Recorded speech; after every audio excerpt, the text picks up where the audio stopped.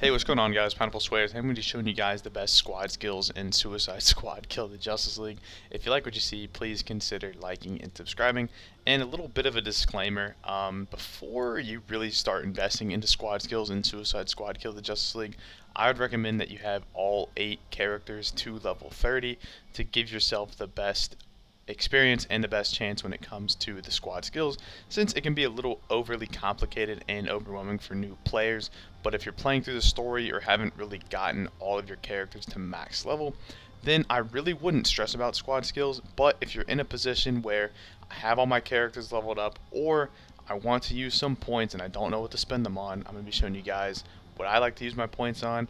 Also too, I'm level 605, so just kind of bear with me. I'm going to be showing you guys my favorite things to invest in and what I recommend.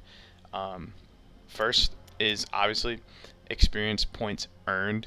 There's 5 of these total, and basically it's pretty self-explanatory. It'll give you a 50% flat boost if you have all of your points invested into that.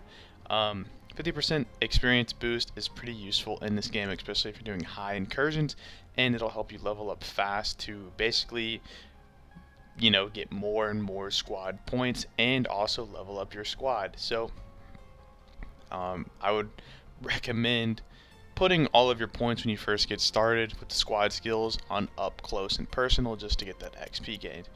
Next on the list is the grenade ammo drop chance. Now there's only 2 of these, but I would recommend maxing these out since grenades are your main source of damage, and to be able to get grenades to drop consistently is one of the most useful things in this game, because like what I said, grenades are going to be your main source of damage, and that's really about it. You're going to want as many grenades as possible to do as much damage as possible. It's pretty self-explanatory. Next on the list of what I would personally recommend is grenade damage. Now, I believe there is 2 of these, but I could be wrong.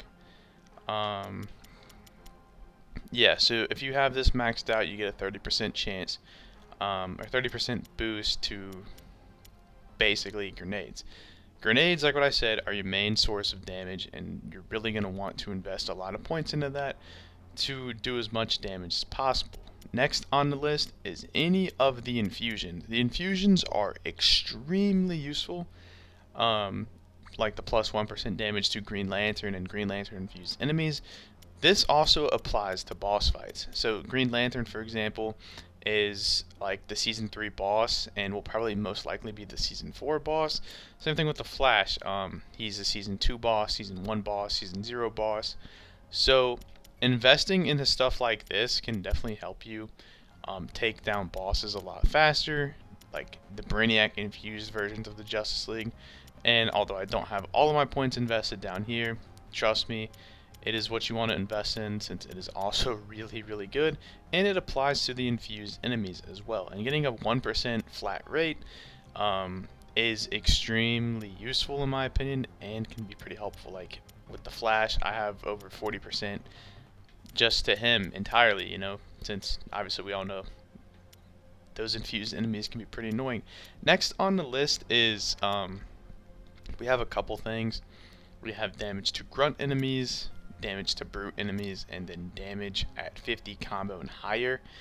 I feel like it's pretty easy to get to 50 combo in this game, but this is also just a preference. I would definitely recommend the damage to grunt and brute enemies, as I feel like that's honestly just a necessity. Same thing with like brutes are pretty annoying, and so you want to be able to get as much of a damage boost against them as possible. And same thing with the grunts. You're always facing grunts and always facing brutes, so kind of think of it like that, in my opinion.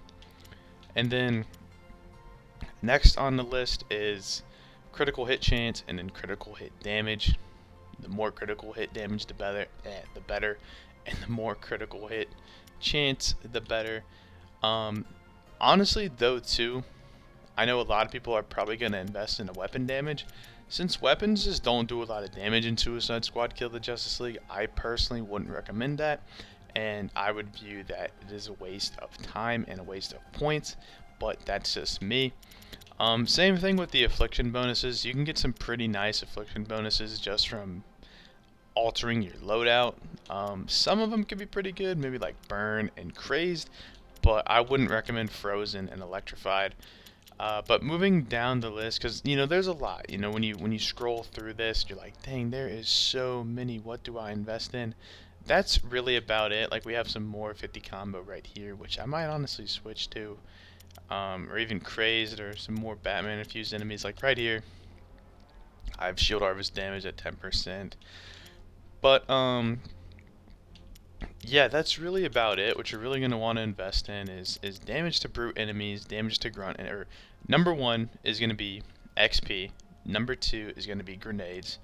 Number three is going to be damage to certain enemies, which is such as infused enemies, bosses, and grunts and brutes. And then 5 is going to be grenade damage. 6, I would say critical and critical hit chance. And then we also have another one, which I guess we'll say 7 is damage while airborne. But this also varies on the character you play. For me, I play Harley, so having this damage while airborne is extremely useful because I'm always in the air when I'm playing as her. So that's kind of my thought process. But if you're playing someone like King Shark, or if you just like to stay on the ground, then this really won't apply to you. You could use these 40 points elsewhere. But this is kind of my 2 cents on what to spend your squad skills on in Suicide Squad Kill the Justice League, since I have had a ton of people ask me, and I don't think anyone has even uploaded a video remotely close to this.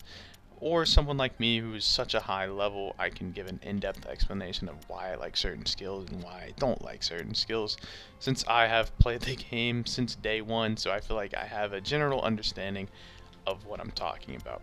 Anyways, so I hope you guys enjoy this video.